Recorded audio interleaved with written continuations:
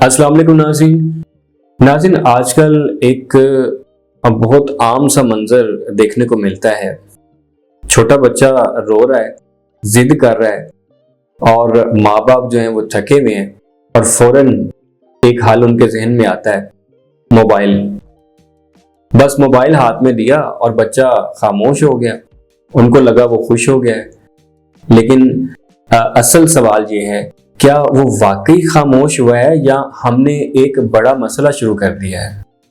बच्चों का दिमाग बहुत तेजी से डेवलप हो रहा होता है। इस उम्र में उन्हें असल ज़रूरत होती है इंसानों से बातचीत, खेल कूद, हरकत और हकीकतन रियल वर्ल्ड इंट्रैक्शन।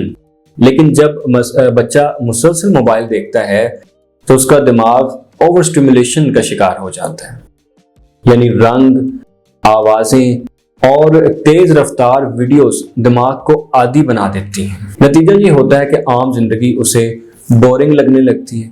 सबसे पहला असर क्या होता है उसकी जिंदगी पर? उसकी तवज्जो का मसला, अटेंशन का मसला पैदा हो जाता है। ऐसे बच्चों में एक जगह बैठने का दिल नहीं करता, जल्दी बोर हो जाते हैं, किसी बात पर फोकस नहीं कर पाते। यही आगे चलकर लर्निंग प्रॉब्लम्स की शक्ल इख्तियार कर लेता है। दूसरा असर ये होता है कि उसकी नींद और मिजाज में फर्क पैदा हो जाता है, यानी मुसलसल मोबाइल के इस्तेमाल से नींद का पैटर्न खराब होता है। रात को देर तक जागने की आदत होती है, सुबह जब उठता है तो चिड़चिड़ापन पैदा हुआ होता है और उसके मूड स्विंग्स हुए होते हैं।